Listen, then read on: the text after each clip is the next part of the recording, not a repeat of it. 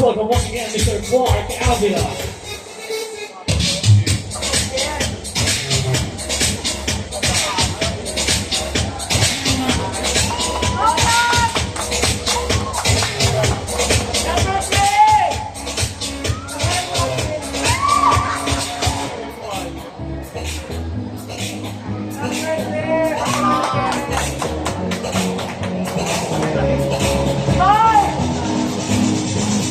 Sporting an orange, the orange is swimming attire.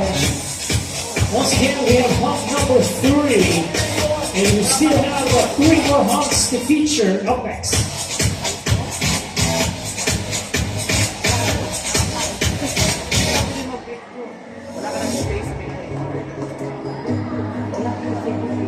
Thank you so much. Coming up next, we have hump number 4.